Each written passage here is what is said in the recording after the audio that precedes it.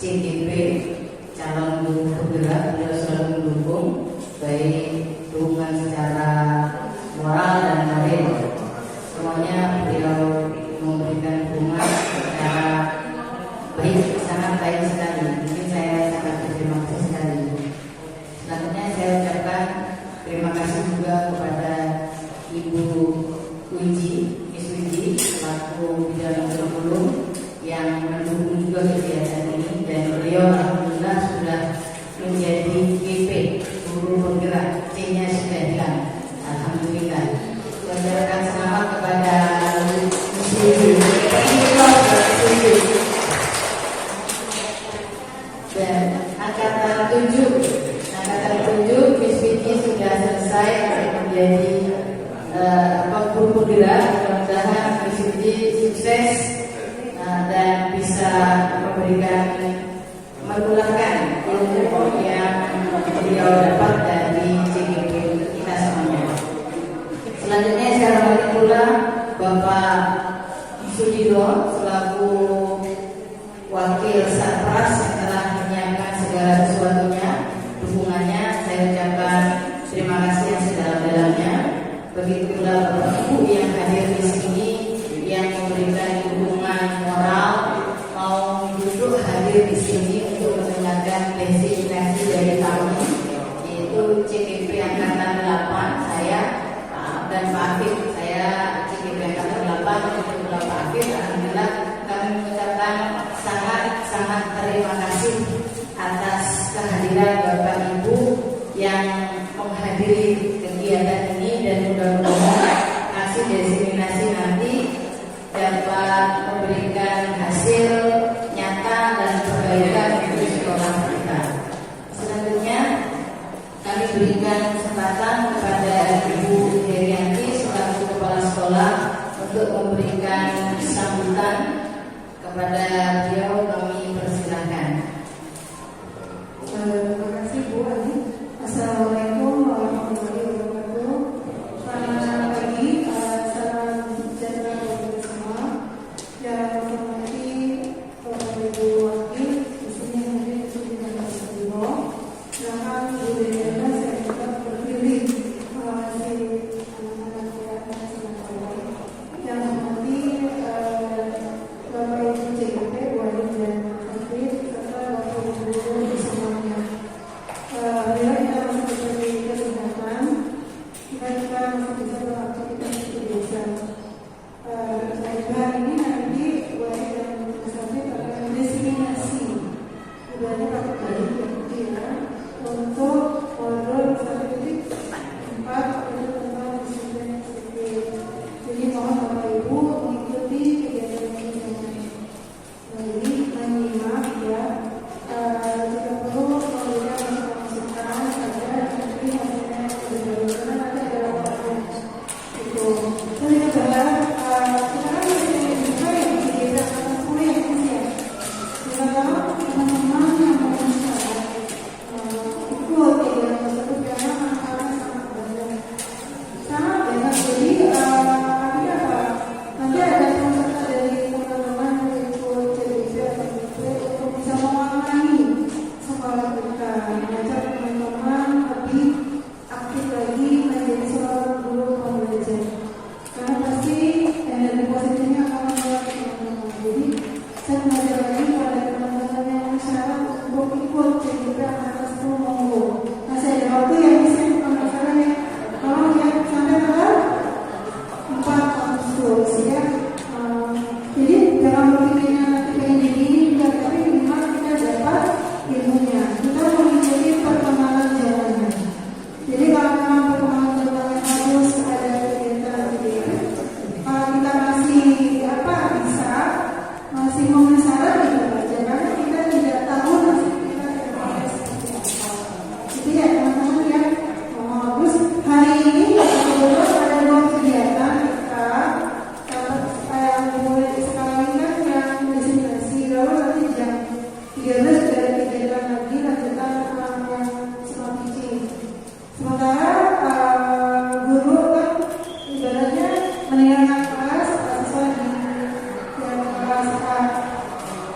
dalam beberapa pertimbangan saya tidak berani memulangkan karena ada beberapa pertimbangan. Di antaranya karena kita sudah dari 27 belajar, kalau misalnya kita memulangkan itu risikonya besar dan juga satu lagi banyak LSM mengaku sekolah. Jadi kami saling mengingatkan bersama-sama untuk jangan belum gitu. Tapi saya berharap kegiatan kita hari ini semuanya berjalan lancar. Karena itu saya mohon untuk Bapak Ibu yang memberikan tugas itu kita mau ya mengumpulkan langsung Bapak Ibu wali kelas. Nah, kalau misalnya dipantau kelasnya, nah kalau kondisi kelasnya harus sudah kondusif. Pasti agak riuh ya kalau siswa pada gurunya dia mengalami jangan saja karena dia tidak berbuat yang tidak baik. Ya, itu dia. Saya mohon bantuan dari Bapak Ibu guru dan Bapak Ibu kelas. Ini sebenarnya akan dilanjutkan oleh presentasi ya.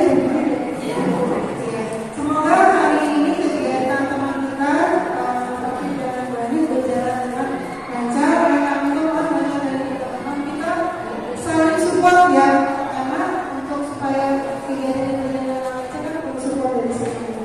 Demikian yang bisa saya sampaikan. Terima kasih. Wassalamualaikum warahmatullahi wabarakatuh. Terima kasih kepada Bu Haryani. Selanjutnya Pak Afif.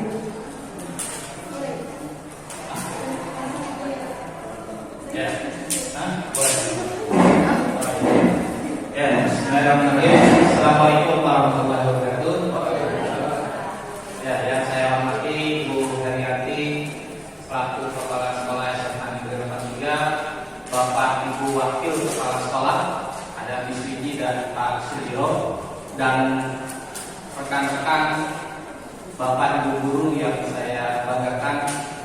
Yang pertama, saya ucapkan terima kasih atas dukungannya kepada kami berdua. Saya Afif Setiawan dan Bu Ani Krajnawati sebagai CGP Angkatan 8. Mudah-mudahan teman-teman yang lain bisa mengikuti. Nanti mudah-mudahan Bu Risi sebagai Angkatan 7 yang terparkir bisa ikut di Angkatan 9. Ya, mudah-mudahan bisa ikut di Angkatan 9 nanti. Angkatan 9 nanti dimulainya bulan Januari. Pada kesempatan kali ini kami akan coba mendesiminasikan modul 1.4 tentang disiplin positif. Ada beberapa materi yang nantinya kita akan bahas bersama. Kita akan coba diskusikan. Saya mau ini tidak satu arah gitu ya. Kita mau nanti di akhir-akhir coba kita mulai mainkan gitu ya. Kita akan coba diskusikan dengan baik gitu ya. Kita akan coba berdiskusi, jadi diharapkan ya diharapkan tidak satu arah. Jadi nanti kita benar-benar diskusi yang dua arah yang melibatkan dari Bapak Ibu sekalian.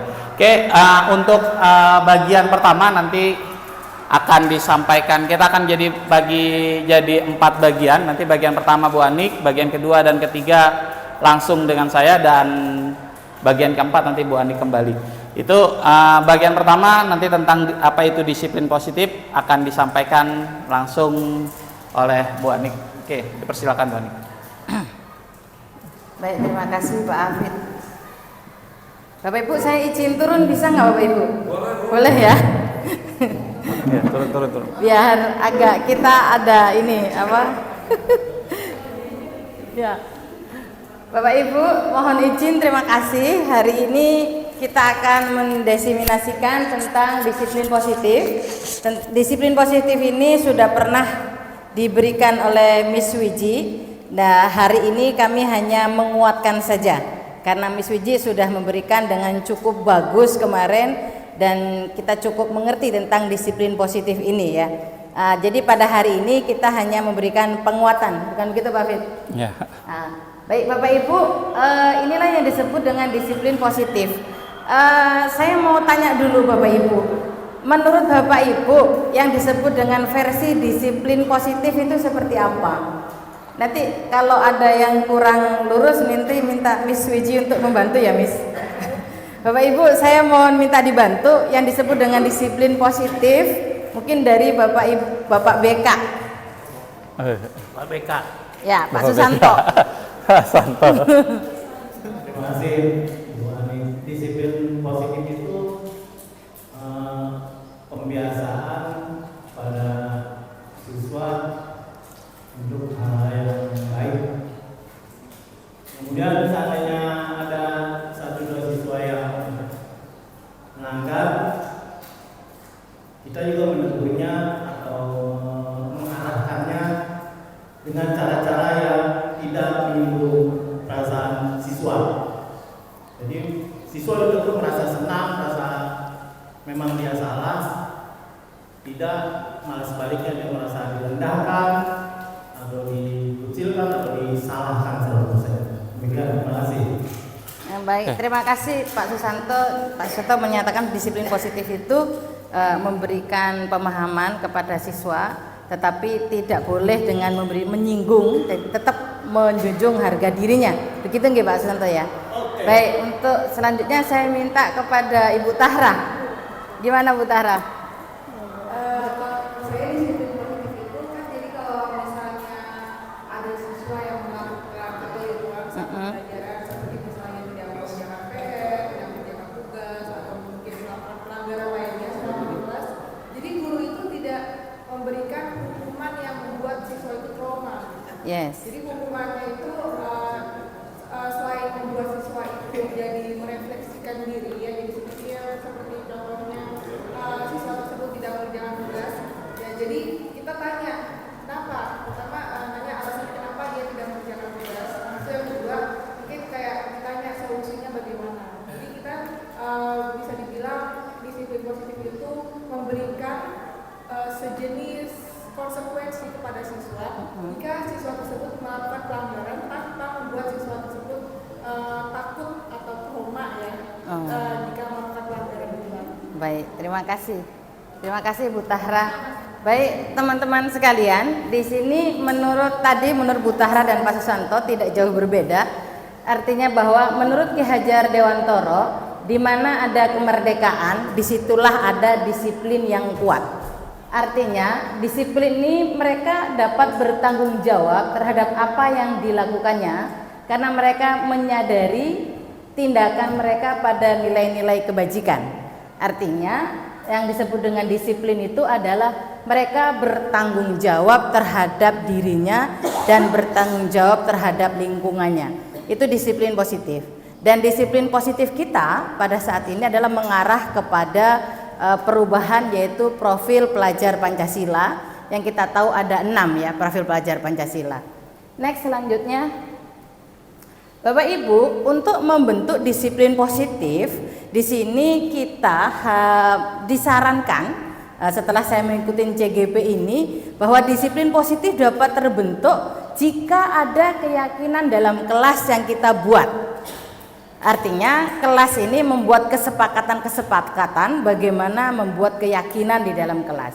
Saya pernah mendengar Ibu Bulan pernah menyatakan keyakinan kelas. Saya mau tanya Bu Bulan, gimana keyakinan kelas menurut Ibu yang sudah Ibu jalankan? Terima kasih Bu Ani atas kesempatannya. Kalau yang saya pahami, kalau ada kesalahan, keyakinan kelas ini mulai saya praktikan ya. Semenjak kemarin ada Merdeka Belajar. Keyakinan kelas saya artikan sebagai suatu kesepakatan bersama yang terkait dengan tata tertib di kelas atau pelajar saya khususnya tetap mengacu pada aturan tata tertib yang berlaku pada sekolah tersebut. Baik. Baik, jadi artinya keyakinan kelas itu perlu dibentuk, tetapi kiblatnya tetap kepada peraturan sekolah gitu ya Bu ya. Baik, mungkin saya mau tanya lagi keyakinan kelas. Pak Mahmud sudah bikin keyakinan kelas? Boleh. Sudah masuk kelas C belum? Oh sudah. Iya, bahwa keyakinan kelas adalah untuk diulang kembali disiplin positif dalam kelas itu dan memberikan motivasi yang baik pada kelas itu gitu. Oh gitu. Oh siap. Baik, terima kasih Pak Mahmud. Baik, kita buka bersama-sama ya Bapak Ibu. Ini keyakinan kelas. keyakinan kelas ini bersumber pada nilai-nilai positif yang diyakini oleh murid. Jadi murid ini seperti Pak Susanto nyatakan kemarin bahwa murid ini ada loh nilai positifnya, mereka juga punya nilai negatifnya. Nah, nilai positif inilah yang akan kita jadikan sebagai keyakinan kelas bersama. Keyakinan kelas ini berisi harapan Bapak Ibu, harapan murid, harapan guru tentang apa yang akan dijalaninya selama KBM. Selama proses pembelajaran di SMA 83 ini, harapan-harapan apa yang bisa diberikan? Harapan apa sih guru itu? Nah, harapan apa sih murid itu terhadap proses pembelajaran ini? Itu Bapak Ibu. Keyakinan kelas ini berupa kalimat positif, lugas, mudah dipahami dan bisa ditinjau untuk dikembangkan. Artinya seperti Ibu Wulan telah membuat kesepakatan kelas. Nah, kesepakatan kelas ini nanti Ibu Wulan bisa ditinjau ulang, bisa dikembangkan lagi. Tujuannya untuk apa? Karena tujuannya ini adalah untuk mencari nilai-nilai positif yang bersifat universal. Seperti itu. Next, Pak. Nah, pertanyaannya, mengapa kok tidak peraturan saja? Kenapa harus dikuatkan dengan keyakinan kelas? Ini kan yang membuat kita menjadi pertanyaan berikutnya. Kenapa sih kok harus ada keyakinan kelas padahal sudah ada peraturan? Maka sebelum kita menjawab ini, ada pertanyaan yang harus kita jawab. Yang pertama, mengapa kita memiliki peraturan harus menggunakan helm bila mengendarai kendaraan roda 2? Saya tanya Bu Risi kenapa kok pakai helm kalau Bu Risi naik motor? Terima kasih waktunya Bu Ani. Iya. Sebenarnya keyakinan kelas ini saya memahaminya sebagai motivasi internal dalam diri kita ya. Ketika kita ingin melakukan tersebut, ada yang disuruh sama gurunya atau ada yang berasal dari dalam hati. Kalau ini kenapa menggunakan helm bila mengendarai kendaraan roda 2? Saya sendiri menyadari jika tidak menggunakan helm, apalagi kalau saya di Banten melewati jalan Kebun Cilincing atau jalan kaki, di sana banyak transformer. Maksudnya kontainer sangat besar. Iya. Jadi saya motivasi internal saya harus menggunakan helm karena untuk keselamatan saya, diri saya dan orang lain seperti itu. Iya. Baik. Kalau seandainya Ibu termotivasi secara internal, apakah itu bertahan lama atau hanya sebentar? Menurut Ibu bagaimana? Kalau saya sih saya bertahan lama karena saya memikirkan untuk diri saya sendiri daripada nantinya terjadi hal yang tidak diinginkan. Saya menggunakan helm meskipun ada alfanya saya ketinggalan helm beberapa kali. Tetapi Oh, gitu ya. saya menyadari kalau itu sangat penting gitu. Oke. Berarti ada, jadi kesadaran intrinsik yang hadir di dalam diri sendiri itu akan membekas dan sifatnya panjang gitu ya Bu ya. Baik. Yang kedua, misalnya mengapa kita memakai masker dan berjarak? Mungkin itu kita lewatin aja ya. Ketiga, mengapa kita memiliki peraturan harus datang tepat waktu pada saat mengikuti pelatihan? Coba saya mau tanya dulu, kenapa sih kok harus tepat waktu? Pak Jimmy. Pak Jimmy tadi tepat waktu nggak?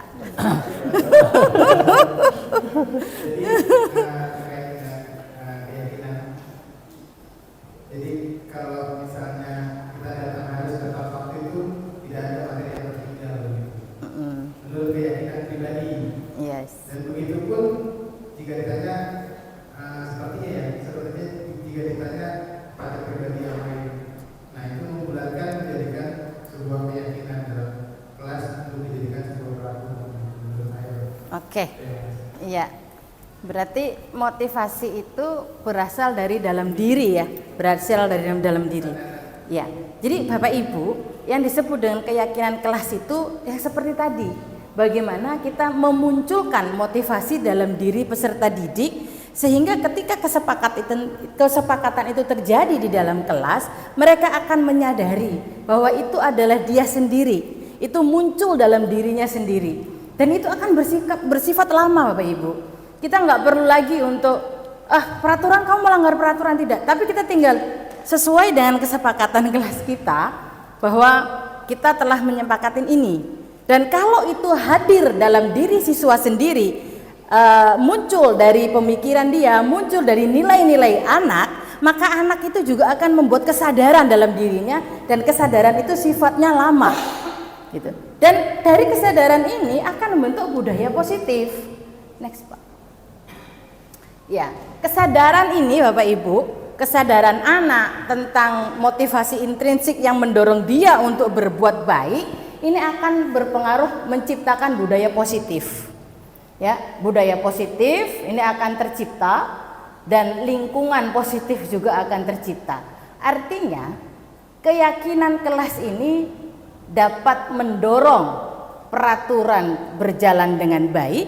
Ketika peraturan berjalan dengan baik, maka budaya positif akan tercipta di sekolah kita. Maka budaya positif tercipta di sekolah ini berasal dari ruang-ruang kecil yang Bapak Ibu ciptakan, yaitu keyakinan kelas yang Bapak Ibu sepakati bersama di ruang-ruang belajar Bapak Ibu.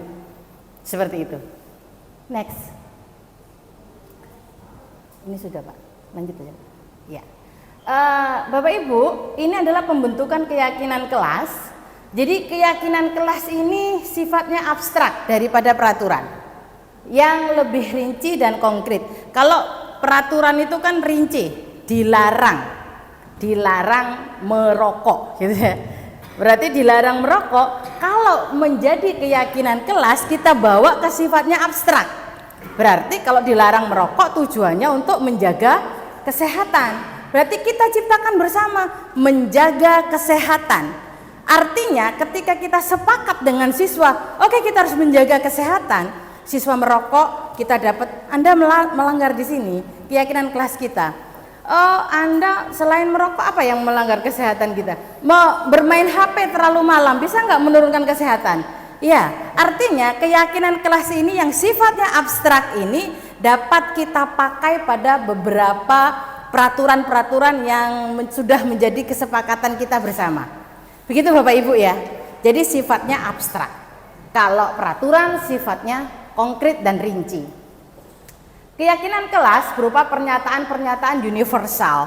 Artinya pernyataan universal ini, Miss, kalau universal ini seperti apa, Miss? Bahasa Inggris.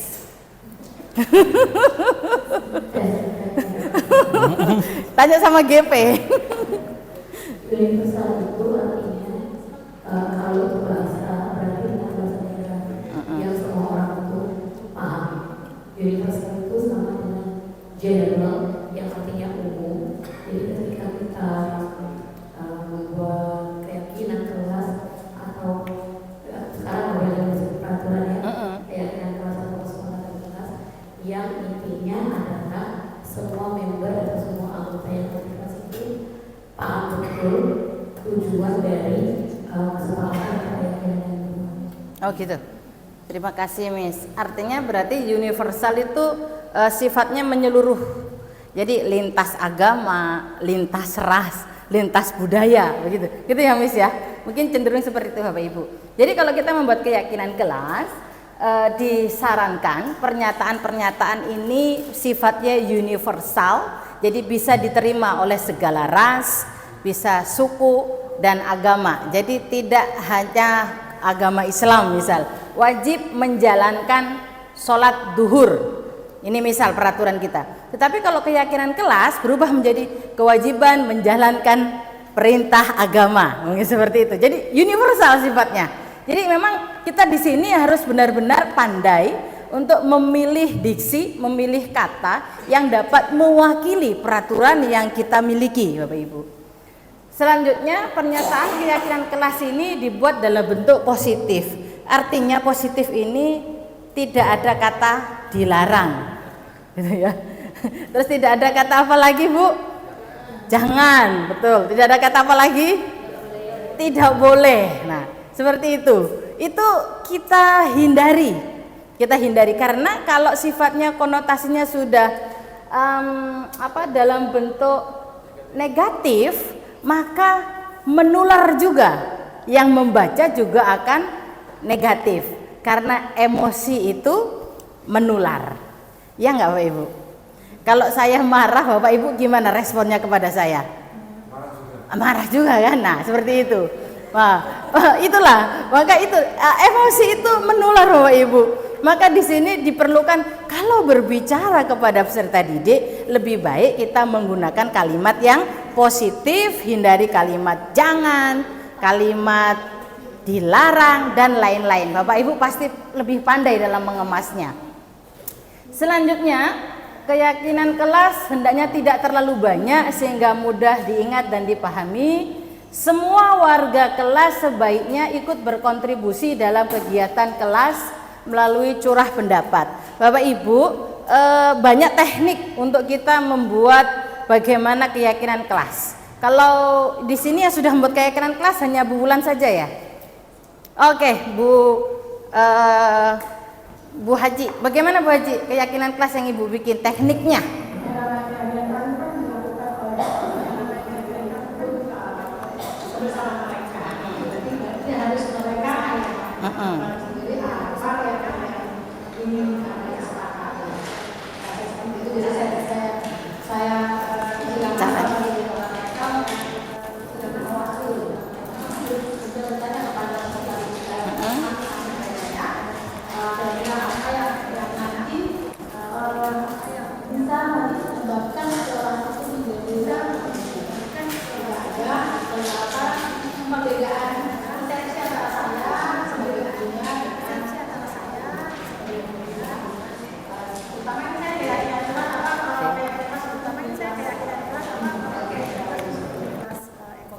Oke. Oh, berarti keyakinan kelas ini tidak hanya kelas ya, bisa kita terapkan di setiap mata pelajaran ya. Bapak Ibu, apakah Ibu Mila sudah membuat keyakinan kelas dengan pelajarannya matematika? Sudah, bagaimana Bu Mila? Kalau saya membuatnya dengan cara saya bagi dulu. Jadi di kelas itu saya bagi beberapa kelompok. Kalau saya sebagai 6 kelompok dan kemudian saya suruh mereka untuk berdiskusi kira-kira apa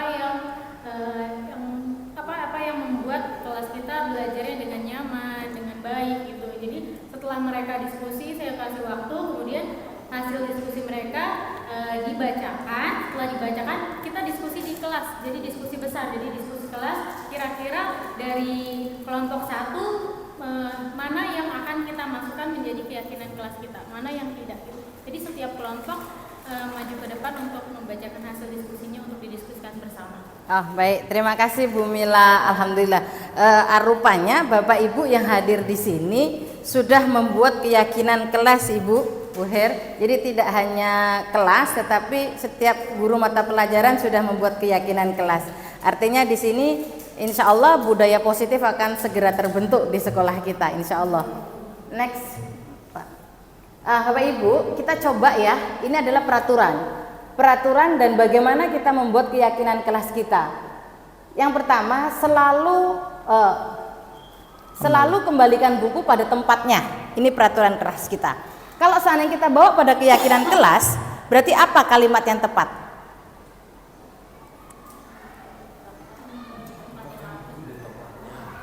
Gimana Pak? Ya, gimana? Menempatkan buku di tempatnya yang rapi. Menempatkan? Harus lugas Pak, lugas. Oke, baik. Itu Pak Julius. Alhamdulillah, terima kasih Pak Julius. Ada yang bisa membantu Bu? Sederhana, supaya lebih sederhana. Karena tadi keyakinan kelas itu harus sederhana kata-katanya. Ada yang bantu? Menciptakan, mungkin ya Bu ya, jadi menciptakan ruangan kelas yang rapi. Menciptakan ruangan kelas yang rapi. Baik, terima kasih. Kita next selanjutnya ya Bapak Ibu. Kita ambil ya seperti ini Bapak Ibu. Jadi kalau selalu mengembalikan buku ke tempatnya, keyakinan kelas kita adalah tanggung jawab. Jadi tanggung jawab itu tidak hanya mengembalikan buku di tempatnya, tetapi duduk rapi dan lain-lain ya. Jadi seperti itu. Tanggung jawab. Apa tanggung jawab kita? Duduk di tempatnya dengan rapi, tidak melakukan bullying kepada teman-temannya. Itu tanggung jawab bersama ya. Merapikan kelas dengan rapi. Nah, ini. Jadi kalimat-kalimat ini yang mungkin kita harus bisa menentukan dengan baik, karena tadi harus jelas, lugas, dan dapat diingat gitu. Kita tinggal bilang kalau anak sembarangan, tanggung jawabnya mana? Kan kita sudah bikin kesepakatan kelas untuk tanggung jawab. Dan ini sifatnya universal, bisa kita pakai untuk segala kondisi. Berarti Bapak Ibu. Dilarang menggunakan narkoba, misal. Berarti kesehatan. Bapak Ibu nanti bisa, menjaga kesehatan, berarti dilarang menggunakan narkoba. Bisa lagi lebih luas, dilarang memakai HP larut malam, itu termasuk kesehatan Bapak Ibu ya. Oke, next Pak. Keyakinan kelas ini akan berdampak pada disiplin positif. Mari kita bersama-sama menciptakan budaya positif di SMA 83, dimulai dengan membuat keyakinan kelas atau keyakinan dalam setiap mata pelajaran. Next Pak. Baik Bapak Ibu, kira-kira tujuan disiplin positif membuat keyakinan kelas itu apa? Saya tanya Bapak Ibu. Tujuannya kira-kira? Bu Niken.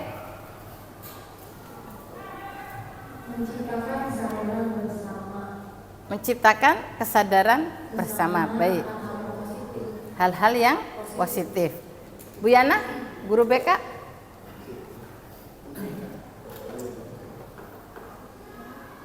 Tujuan? Gimana? Agar anak tidak takut dengan gurunya. Disiplin positif. Baik, kita buka Pak. Disiplin positif Pak. Budaya, baik, budaya. Ya, ini Bapak Ibu, disiplin positif ini akan mengajarkan anak untuk tanggung jawab. Jadi kalau anak sudah merasa itu dari dia, maka dia akan bertanggung jawab terhadap komitmen yang sudah dia keluarkan, kata-kata yang dia sudah keluarkan, keyakinan yang sudah dibuat menurut dia itu akan menimbulkan tanggung jawab kepada anak. Yang kedua, menimbulkan dapat mengontrol diri dalam melakukan segala tindakan. Tadi yang sifatnya universal tadi dapat kita pakai pada beberapa kondisi, sehingga anak-anak juga akan berpikir ulang. Ketika dia melakukan pelanggaran, dia akan berpikir ulang, sehingga dampaknya dapat mengontrol tindakan yang akan ia lakukan. Selanjutnya yang ketiga adalah disiplin diri dapat memberikan kesadaran. Tadi seperti kan Bu Niken bahwa kesadaran diri dapat memberikan budaya disiplin positif pada diri ini, dapat menciptakan budaya positif dan menimbulkan kesadaran bagi peserta didik untuk mengikuti proses pembelajaran dengan baik. Oke, terima kasih Bapak Ibu. Sekian, mungkin ada pertanyaan dulu. Ya. Sedikit ya, satu. Gak boleh banyak, waktunya cuma sejam. Iya. Iya. Bagaimana merumuskan keyakinan kelas? Dua,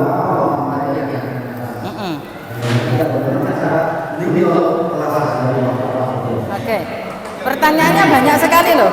Bagaimana merumuskan keyakinan kelas? Pak Afif bisa membantu bagaimana merumuskan? Oke. Bapak Ibu ada yang bisa membantu bagaimana merumuskan keyakinan kelas tadi? Ya. Iya, ada di slide ketiga Bapak Ibu. Ya, jadi yang jelas keyakinan kelas ini bagaimana merumuskannya? Kita bikin kesepakatan bersama. Kesepakatan bersama, visi misi yang jelas, kita bikin anak-anak membuat sebuah kesepakatan yang kesepakatan itu sifatnya universal.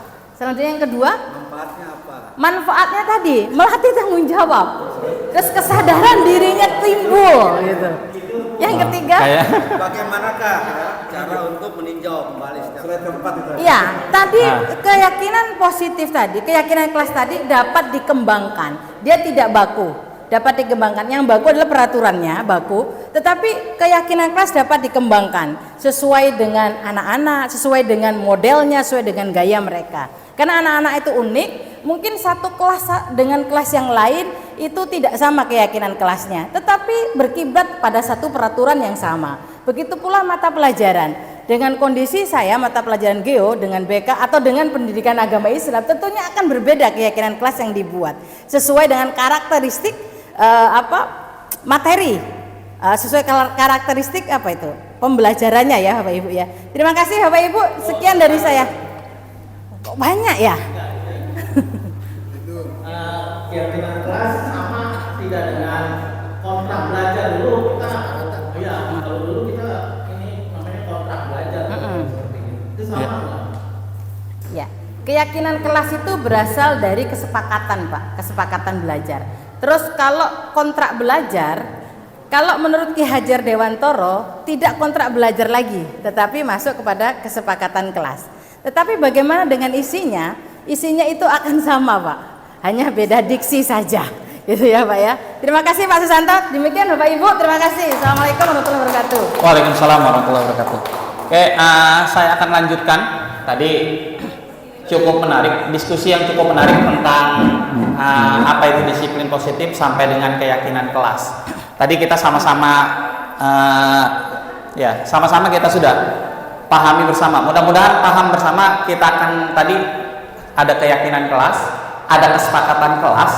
Tadi kalau dulu orang lebih kenal dengan istilah kontrak, kayak kontrak belajar, ada yang bilang peraturan belajar, itu dulu. Mungkin diksinya sekarang diganti dengan kesepakatan kelas. Nanti dengan adanya beberapa kesepakatan kelas, misalkan datang tepat waktu, ini coba kita rangkum menjadi satu kalimat-kalimat yang universal yang nantinya bisa menjadi sebuah keyakinan kelas. Kalau keyakinan kelas ini bisa dibilang adalah suatu yang universal. Saya yakin semua mata pelajaran akan sama keyakinan kelasnya. Kita harus disiplin, kita harus jaga kesehatan. Itu adalah suatu keyakinan yang lahir dari dalam diri gitu. Lahir dari dalam diri yang itu akan muncul dari motivasi, namanya motivasi intrinsik. Itu untuk dari itu kita lanjut materinya. Kita akan bahas semua hal yang dilakukan oleh manusia pasti tujuannya satu tujuan, untuk memenuhi kebutuhan. Semua yang dilakukan manusia, ya itu mungkin bahasa sosiologi juga bilang seperti itu. Jadi kebutuhan, segala aktivitas yang dilakukan oleh manusia tujuannya adalah satu, untuk memenuhi kebutuhan dasar dari manusia. Kita sama-sama sudah ketahui bersama, ada 5 kebutuhan dasar. Ada yang bisa nyebut mungkin kalau guru sosiologi tahu 5 kebutuhan dasar manusia, apa kira-kira Bu Niken? Sebagai makhluk sosial, jadi buka dulu. Untuk bersatu dengan lingkungan sekitarnya dan juga dengan lingkungan alamnya. Itu salah satu kebutuhan dasar manusia. Oke, itu udah dibuka. Sudah dibuka sama Bu Anik? Belum. Ya udah, nggak buka aja Bu Anik. Jadi kita cepat saja ya karena waktunya ya. Ada 5 kebutuhan dasar dari manusia. Yang pertama, manusia itu pasti yang bagian tengah, bertahan hidup. Itu adalah kebutuhan dasar yang tidak bisa dipungkiri. Manusia butuh makan, butuh minum, butuh istirahat dan sebagainya untuk bertahan hidup. Itu adalah kebutuhan yang paling dasar dari seorang manusia. Yang kebutuhan yang kedua adalah penguasaan. Murid pun butuh penguasaan. Jadi murid itu butuh diangkat sebagai ketua kelas, butuh dapat penghargaan, butuh dapat bisa mengendalikan orang lain, itu butuh. Murid yang kalau boleh dibilang tiba-tiba siapa yang bersedia jadi ketua kelas, nah itu berarti ketika ada murid yang langsung mengangkat tangan ketika dibilang siapa yang bersedia jadi ketua kelas, ngangkat tangan, berarti itu kebutuhan akan penguasaannya cukup tinggi dibandingkan teman-teman yang lain. Nah kebutuhan ini kan kadarnya beda-beda pasti. Terus yang ketiga ini adalah kebutuhan kasih sayang dan ingin diterima. Ini kebutuhan yang tidak bisa kita pungkiri. Murid kita butuh kasih sayang dan butuh diterima. Jadi ketika ada pendapat, coba dengarkan dulu pendapat beliau. Coba dengarkan dulu pendapat dia sampai di mana. Kalau memang salah kita luruskan, kalau memang sudah benar ya kita lanjutkan. Oke, yang keempat di sini ada kebebasan. Murid suka atau tidak suka dia punya kebutuhan untuk bebas. Ya tidak dikekang. Kamu harus begini, enggak. Apalagi yang kita tahu, yang kita ajar secara psikologi ini sudah manusia menjelang dewasa. manusia yang sudah bisa menentukan mana yang baik, mana yang buruk. Jadi kita mulai kita berikan kebutuhan dia akan kebebasan sedikit saja gitu. Nah, dan yang itu adalah kesenangan.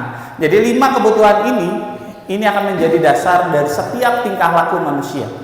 Dari setiap tingkah laku manusia. Mulai dia misalkan ketika ini anak agak sedikit nyari perhatian. Berarti kita lihat, berarti kebutuhan yang harus kita penuhi terhadap anak ini adalah kasih sayang dan perhatian. Oke, bukan berarti kita langsung yang bapak-bapak langsung deketin gitu ya. Enggak, bukan itu. Bukan kasih sayang seperti itu yang dibutuhkan. Oke, lanjut. Oke. Nah, seorang guru ini harus dapat memahami. Jadi konsep kita di sini hanya memahami 5 kebutuhan dasar manusia. Ya, bukan memenuhi kebutuhannya, bukan. Tapi hanya memahami. Ketika ada murid seperti ini, ketika ada murid tidur di kelas itu tidak langsung serta-merta kita marah-marahin dia. Tanyain dulu, jangan-jangan emang dia butuh untuk tidur, mungkin malamnya kurang tidur atau segala macamnya. Dan setelah itu barulah kita cari solusi terbaik dari masalah yang muncul gitu. Bukan lalu langsung kita menjas kalau itu perbuatan yang salah. Oke, kita lanjut. Nah, ini tadi sudah sempat disinggung oleh Bu Anik.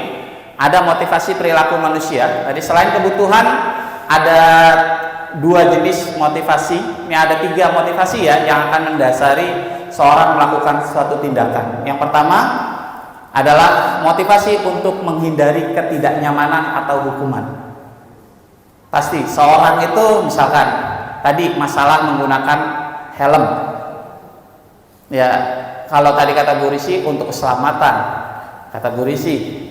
Tapi saya yakin banyak orang yang pakai helm gara-gara takut ditilang polisi. Jadi ini motivasi yang pertama nih, takut kena hukuman. Motivasi yang kedua apa? Untuk mendapatkan imbalan atau penghargaan. Begitu juga murid kita. Ada yang motivasi pertamanya karena ingin dapat hukuman, takut dapat hukuman, ataupun yang kedua ingin dapat imbalan, ingin dapat pengakuan dari gurunya, atau yang ketiga. Nah, ini adalah untuk menjadi yang mereka inginkan. Ya, sebisa mungkin kita menggiring murid-murid kita ke arah yang ketiga. Ya, artinya apa? Kalau dibilang ini untuk menjadi orang yang diinginkan, menghargai diri sendiri dan nilai-nilai yang mereka percayai. Tadi kita sudah buat keyakinan kelas. Kita sudah percaya nilai-nilai ini yang akan berlaku nanti di masyarakat. Itu akan menjadi kesadaran dirinya sendiri, itu akan lebih baik. Nah, kalau kita bagi 2 motivasi yang pertama, ini adalah motivasi eksternal. Motivasi eksternal Bapak Ibu yang harus kita ketahui, ini tidak akan bertahan lama, Artinya apa? Contoh, ketika siswa-siswa itu takut sama kita gitu. Kalau ada kita langsung diem, langsung tertib itu kelas. Ya, begitu masuk misalkan siapa di sini ada masuk gurunya langsung itu kelas diem. Coba bayangkan Bapak Ibu, bisa dipastikan kalau itu adalah motivasi eksternal. Ketika gurunya itu keluar kelasnya pasti langsung ramai.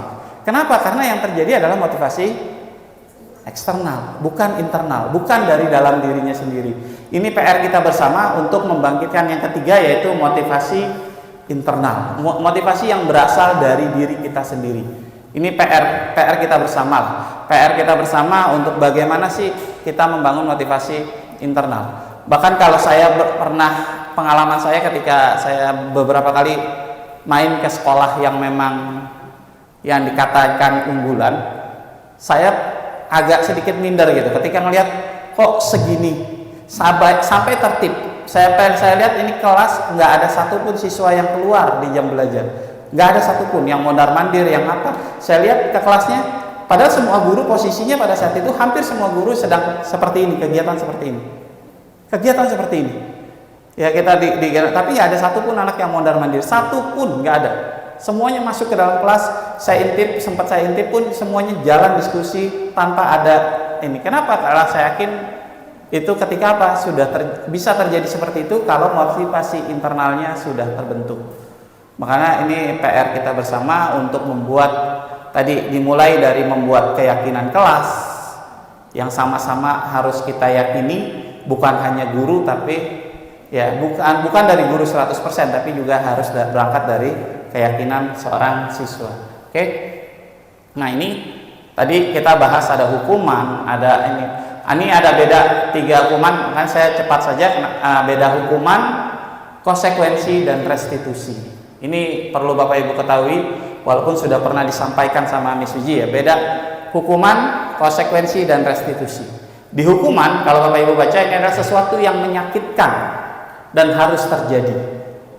Ini menyakitkan dan harus terjadi. Ini hukuman. Misalkan ketika anak terlambat, langsung disuruh ngapain biasanya di sini? disuruh bersihin kamar mandi. Itu kan menyakitkan buat mereka. Kenapa? Udah menyakitkan, tidak ada proses pembelajaran langsung atas kesalahannya. Mungkin bisa dijadiin, kalau konsekuensi kan ini apa? Sesuatu yang harus terjadi. Itu konsekuensi ya, sesuatu yang harus terjadi. Mungkin kita akan memberikan konsekuensinya, misalkan apa? Ketika anak datang terlambat, mungkin bisa kita sepakati bersama, ketika ada datang terlambat, misalkan dia 1 hari datang terlambat, berarti apa?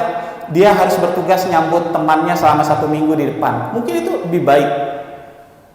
Mungkin itu bisa jadi lebih baik. Misalkan ketika anak terlambat, oh kamu terlambat 1 hari ya nak, berarti 1 minggu kamu harus di depan nyambut teman-teman yang lain. Itu kalau seperti itu, saya yakin akan muncul kesadaran dirinya. Ketika dia terlambat, oh saya nggak mau datang terlambat daripada harus datang jam 6. Gitu kan, artinya apa? Walaupun masih motivasi eksternal, tapi sudah mulai bergeser. Kita sudah mulai bergeser dari hukuman yang tadinya hukuman akan menjadi sebuah konsekuensi.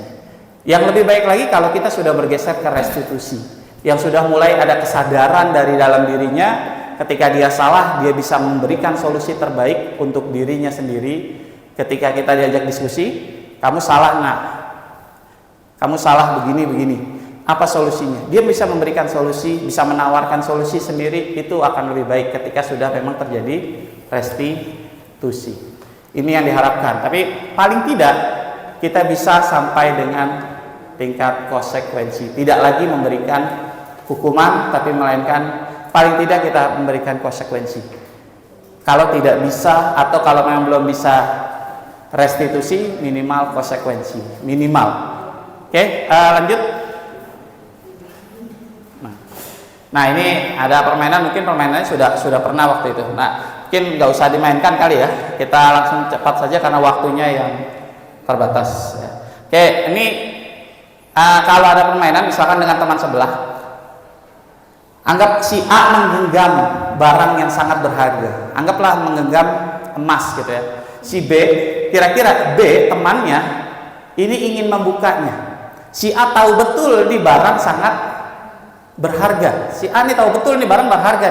Kira-kira menurut Bapak Ibu coba jawab pertanyaannya. Kira-kira jawabannya apa nih?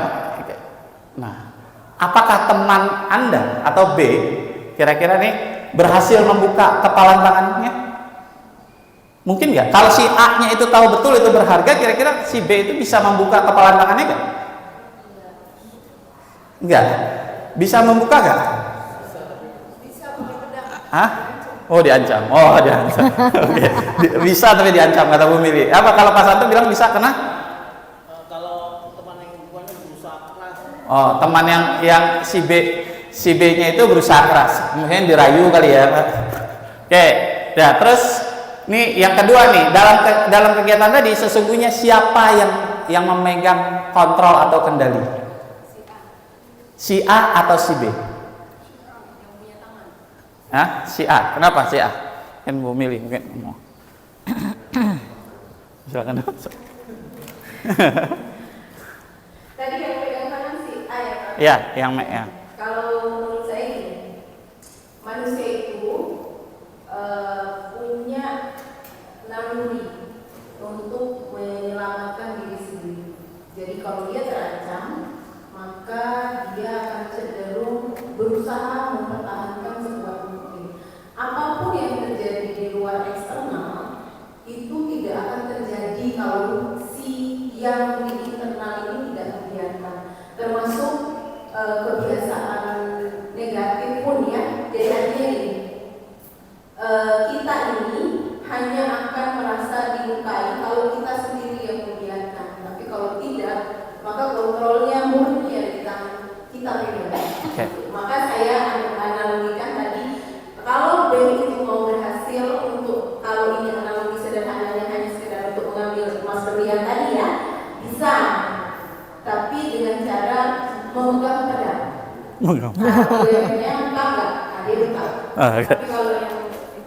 Oke, dengan kata lain nih berarti bisa membuka.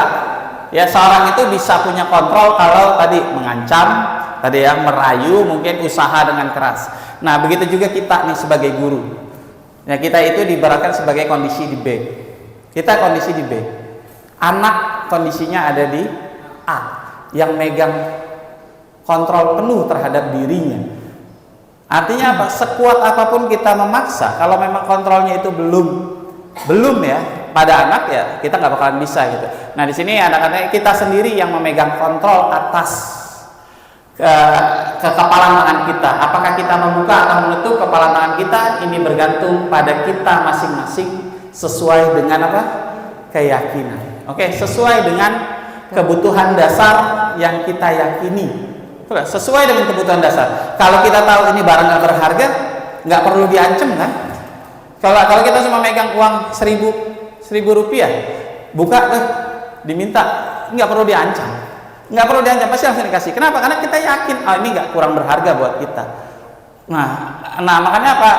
Ingat, setiap manusia punya kontrolnya masing-masing. Diharapkan apa nih? Dan kita juga sebagai guru juga tidak bisa memaksa kontrol terhadap anak didik kita. Oke, kita tidak bisa memaksa kamu harus seperti ini, kamu harus seperti ini, tidak bisa. Yang bisa kita lakukan adalah sama-sama kita apa? Membuat tadi keyakinan bersama kalau yang kita pelajari ini berguna buat mereka. Oke, lanjut. Nah, ini perubahan paradigma kontrol. Nah, teori kontrol yang pertama ini ilusi guru mengontrol murid. Ini hanya ilusi. Kalau kita bisa mengontrol murid dengan tadi, mungkin dengan ancaman, dengan ini, itu hanya ilusi. Hanya ilusi, gitu. Terus yang kedua, nih ilusi bahwa semua penguatan positif, efektif, dan bermanfaat. Ini juga ilusi. Ya, kenapa? Yang ketiga, nah ilusi bahwa kritik membuat orang merasa bersalah dan penguatan karakter. Ini pun ilusi. Dan yang terakhir, ilusi bahwa orang dewasa memiliki hak. Ini memiliki hak untuk apa? Untuk memaksa. Ini ilusi. Ini ilusi-ilusi. Kenapa dibilang ilusi?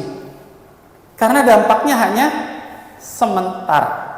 Yang tadi kita tahu, ini dampaknya adalah apa? Hanya sesaat. Karena merupakan motivasi eksternal.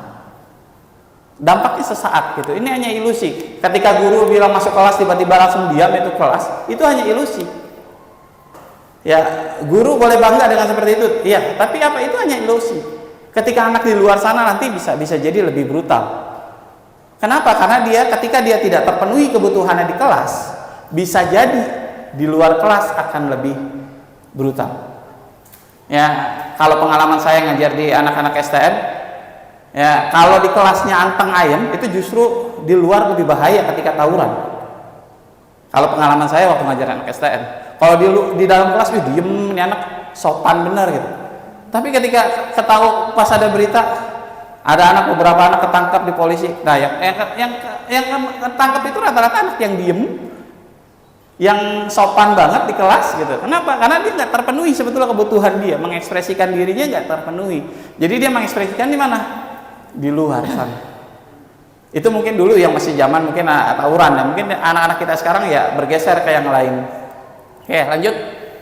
Nah, ini posisi kontrol. Kita sama-sama nonton video sebentar aja mungkin. Ya, boleh diklik. Ini ya? Ya. Nah, ini posisi kontrol yang bisa kita pilih sebagai guru. Dipercepat, cepat bisa nggak? Udah nggak apa-apa. Oke, saya sambil ini ya. Jadi ada 5 posisi kontrol yang bisa kita ambil sebagai guru. Oke.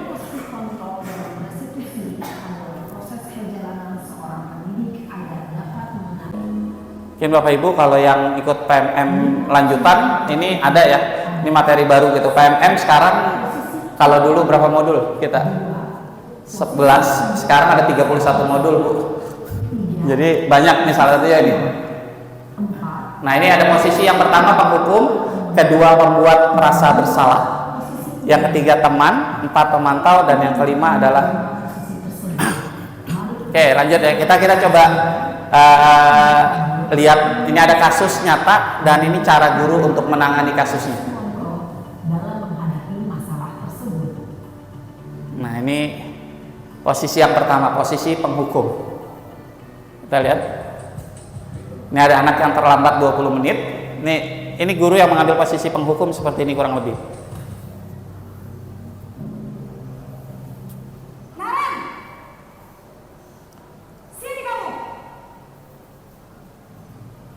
Selamat pagi, Bu.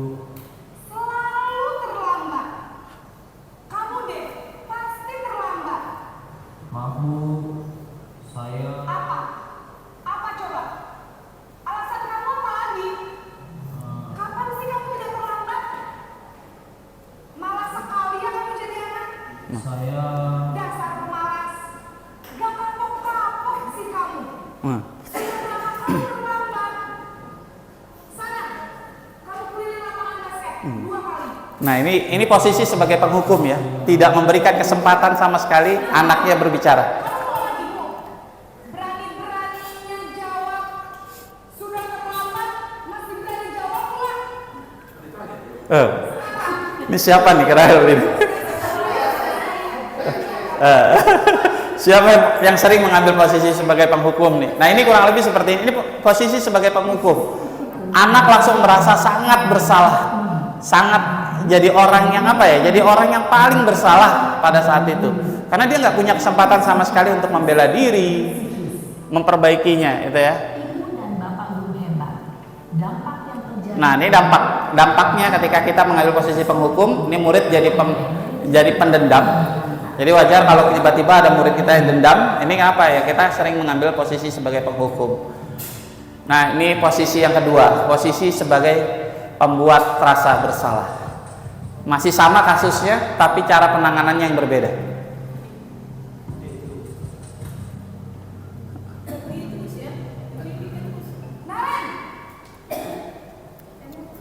Perhatikan dari gaya bicaranya. selamat pagi, Bu. Naren, kamu kenapa terlambat lagi, Nak? Ya Tuhan, Naren. Kamu senang ya bikin itu susah ya? Ibu yang ditegur bapak kepala sekolah. Nah, ini ya nanti ibu. Sangka ibu tidak bisa membina kamu. Ini saya yakin banyak nih di sekolah ini yang ngambil posisi sebagai ini nih, pembuat rasa bersalah gitu. Naren, kamu sudah ya udah ibu tegur bapak kepala sekolah. Nah, Terus, sekarang ibu harus tulis apa yang di buku absen? Ini kamu sudah sering terlambat loh. Ibu harus apa coba? Kayak mana? Lain kali jangan bikin ibu susah lagi ya, Nak ya. oke. Ibu tidak akan kuat lagi kalau kamu gini terus. Nah, saya ada nih. Kalau yang ini kayaknya banyak nih yang ngambil posisi sebagai ini nih di sekolah kita nih. Ya, tetap anak merasa apa? Tetap salah. Membuat rasa bersalah, berbicara dengan nada tenang. Nadanya tenang memang. Namun kata-kata yang diutarakan membuat murid merasa menjadi orang yang gagal, Oh. memandang buruk dirinya sendiri, merasa tidak Karena dia selalu diharik dengan kesalahan, kamu salah, kamu salah, kamu salah. Tanpa ada tadi kesempatan untuk ini ya. Ini dampaknya tetap murid akan tetap merasa bersalah, terus rendah diri dan menarik diri dari lingkungan. Ini bahaya Bapak Ibu. Kelihatannya kita ramah terhadap anak, tapi justru ketika kita ngambil posisi ini dampaknya buat murid. Dan ini posisi juga yang saya bilang cukup banyak juga diambil oleh teman-teman guru di 83 nih. Ini posisi Teman. yang sebagai teman. Nah, ini posisi sebagai teman ini juga banyak diambil. Dan kita anggap mungkin ini paling benar. Ternyata coba kita sama-sama bandingkan nanti ya. Sudah jam berapa ini, Nak? Ya, sayang. Oh iya. Pak Jimmy nggak bisa katanya Pak Jimmy. Pak Jimmy berarti yang mana Pak Jimmy?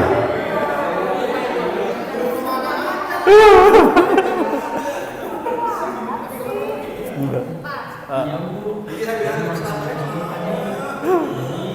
Biarpun saya lari kencang, tetap gak kekejar, Bu. Ya sudah saya aja ya. Nanti lain kali larinya lebih kenceng lagi ya. Biar gak terlambat lagi. Bikin seneng ibu demi ibu. Bisa kan? Bisa. Nah, ini dari posisi ini anak terlihat ya siswanya dengan diajak bicara seperti itu, diajak ini, dia merasa termotivasi lagi, besoknya tidak ini.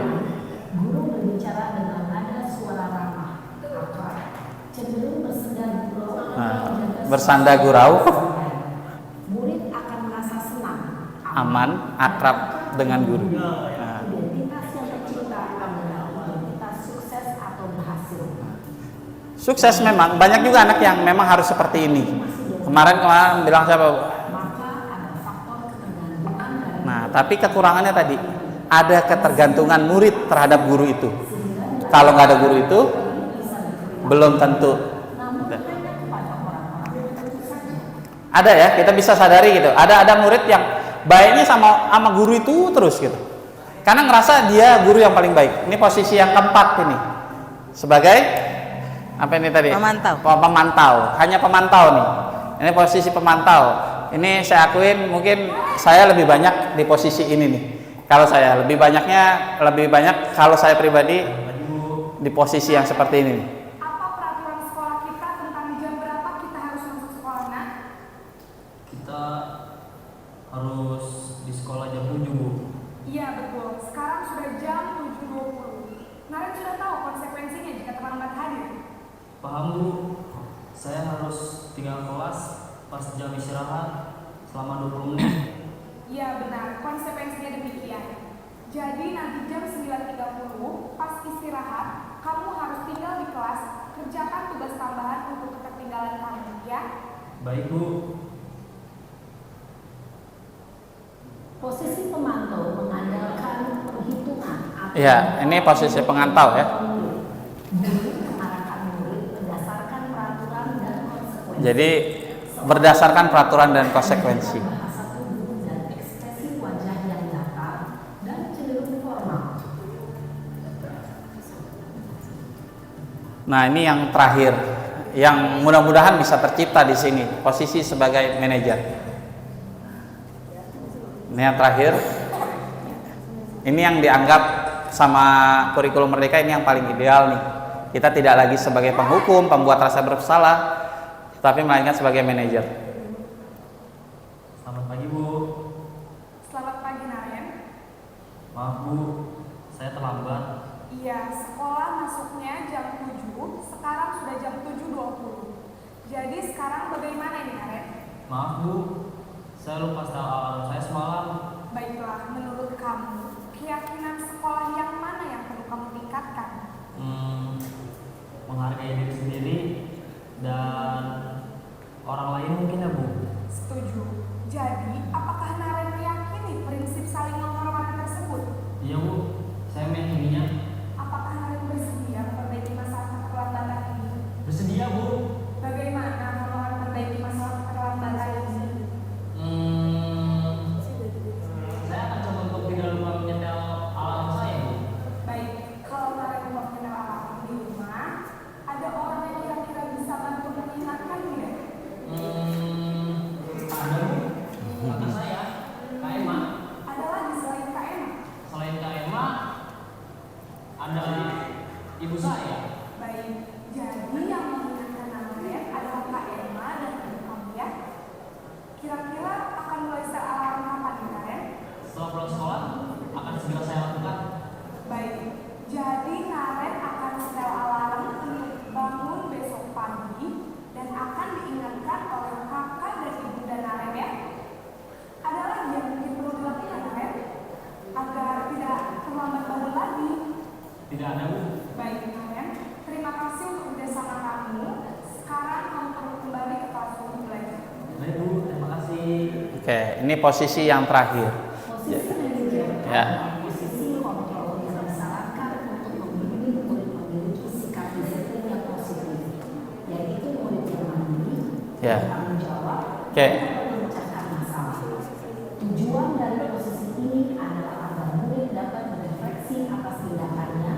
Guru akan dengan tulus memberikan pertanyaan-pertanyaan di mana, sehingga membuat murid dapat belajar dari kesalahannya dan mencari sebuah solusi untuk menyelesaikannya. Ibu dan bapak guru hebat Oke, setelah cukup. mengamati Oke ya, tadi dari 5 posisi kontrol ini sudah sama-sama kita ketahui. Perbedaannya cukup jelas ya Bapak Ibu. Cukup jelas mana yang sebagai penghukum. Penghukum itu lebih bahasanya apa? Lebih seperti orang yang menghardik gitu ya. Kamu salah, kamu ini, nggak memberikan kesempatan sama sekali peserta didiknya untuk ngomong aja enggak. Sampai ngomong udah tahu salah masih ngomong lagi. Nah, itu tipe-tipe orang udah menghukum. Seolah-olah udah paling salah itu murid. Yang kedua tadi sebagai pembuat rasa bersalah, ini adalah kalau kita bilang ini adalah akan membentuk identitas yang gagal. Murid akan merasa paling bersalah, dan ini jelas motivasinya yang terbentuk adalah motivasi eksternal. Dua lagi, ada sebagai teman dan pemantau. Ini adalah untuk identitas sukses dan motivasinya masih eksternal. Kenapa masih eksternal? Karena masih butuh guru tersebut untuk membangkitkan motivasinya. Dan yang terakhir, yang sebagai manajer, ini adalah identitas sukses dan untuk motivasi internal pada diri.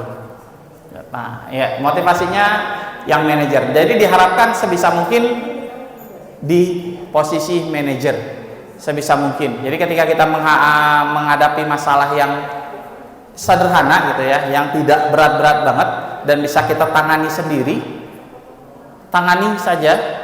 Kalau bisa sebisa mungkin dengan posisi sebagai manajer. Sebagai kita coba anak diajak berpikir salahnya di mana, untuk memperbaiki salahnya apa, anak diajak berpikir, diajak berdiskusi. Kalau memang itu kesalahannya masih kesalahan kecil dan kita anggap kecil dan memang masih kesalahan sehari-hari. Itu Bapak Ibu. Jadi sebisa mungkin di posisi manajer. Kalau memang tidak, ya paling tidak kita ada di posisi pemantau atau sebagai pemantau atau sebagai teman mungkin bisa. Tapi tadi ingat, kekurangan sebagai teman dan pemantau adalah motivasinya adalah motivasi eksternal yang berasal dari guru itu sendiri. Oke, ini azan ya? Mana? Gimana? Ini oke, Bapak Ibu gimana, ada yang perlu dilanjut? Udah, oke.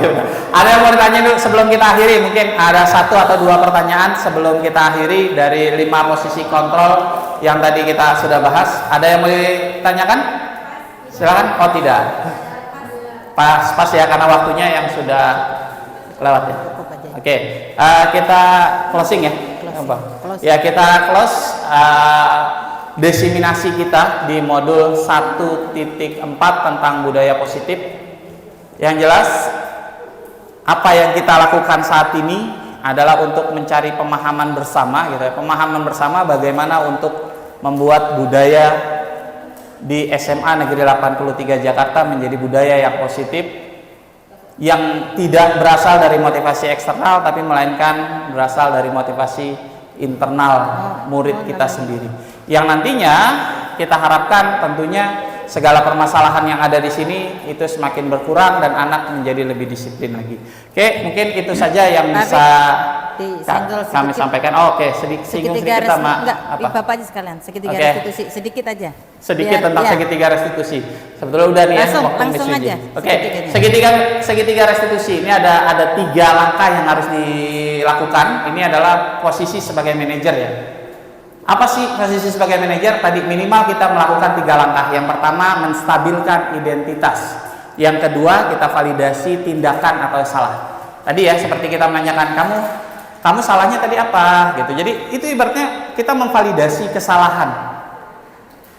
Jadi si anak itu tahu letak kesalahannya dengan kita validasi kesalahannya. Dan yang terakhir ini menerapkan keyakinan. Boleh dibilang ini seperti apa ya, tawar menawar solusi terbaik dari kesalahan yang sudah dilakukan anak tersebut. Oke, nah ini kata-kata yang bisa diambil ya, guru berkata berbuat salah itu manusiawi. Ini kata-kata yang bisa diambil pada saat menstabilkan identitas. Jadi kita jangan langsung menyalahkan anak. Ketika ada anak ribut, bukan langsung disalahin, kamu salah, kamu ngapain marah-marah terus gitu. Kamu ngapain langsung tonjok temennya, itu tindakan yang salah. Yakin? Coba mungkin kita bilang, oh itu manusiawi kok marah seperti itu. Itu anak begitu kita bilang kayak begitu, itu langsung apa? Emosinya pasti langsung turun, langsung reda. Kenapa? Karena seolah-olah kita mendukung mereka. Tapi setelah itu jangan langsung ditinggalkan. Kalau langsung ditinggalkan makin jadi ini anak gitu. Tapi yang kita lakukan apa? Langsung kita ambil validasi. Validasi kebutuhan dia, validasi kesalahan dia gitu. Dengan cara misalkan, oke, tadi memang wajar berlaku seperti itu, tapi bisa nggak seperti ini? Itu kan kamu tadi salahnya di mana? Nah, gitu ya. Jadi divalidasi. Terus yang ini validasi tindakan, yang terakhir adalah menanyakan keyakinan. Keyakinan mana yang kamu langgar? Solusinya seperti apa kalau sudah jadi seperti ini? Itu akan membuat apa? Itu posisi kita sebagai manajer. Jadi minimal 3 langkah kita coba menstabilkan identitas. Yang kedua adalah validasi kesalahan dan tindakan. Yang terakhir adalah tadi kita akan validasi. Oke, kita tutup. Mungkin terima kasih kepada teman-teman yang sudah tetap setia nih di sini nih. Kita sudah berapa menit ini? Udah 1 jam lebih ya? Ya kurang lebih 1 jam nanti. Bu Her memberikan penguatan. Oke, nanti mungkin ada sedikit dari Bu Kepala Sekolah sebagai penguatan dari kegiatan ini. Dari saya dan Bu Anik diakhiri. Kurang lebihnya saya mohon maaf. Assalamualaikum warahmatullahi wabarakatuh. Boleh Bu, boleh. Berdiri Bu. Terima kasih kepada Bu Ani dan Mas Afif atas pencerahannya buat kita semua. Mohon izin berdiri Bu. Mohon izin berdiri biar bisa di-shoot. Iya. Kalau kita ambil posisi, memang yang idealnya adalah kita sebagai seorang manajer, tapi minimal kita sebagai yang nomor 3 dulu ya, bertahap kali ya, Bapak Ibu ya, sebagai teman dan apa sebagai apa tadi pemantau. Untuk menjadi tahap memang perlu perhatian karena itu kita menanyakan solusi ke anaknya sendiri. Terus kamu solusinya gimana? Nah, itu kan perlu pemikiran dan perlu perhatian. Terima kasih kepada Mas Afif dan Mbak Eni. Semoga yang diberikan ini memberikan pencerahan kepada kita. Semoga kita menjadi guru yang lebih baik lagi. Nanti mohon materinya di-share ke grup karena ada beberapa teman yang masih bertugas ya seperti piket dan sebagainya supaya semua bisa membaca dan mempelajarinya. Demikian, terima kasih.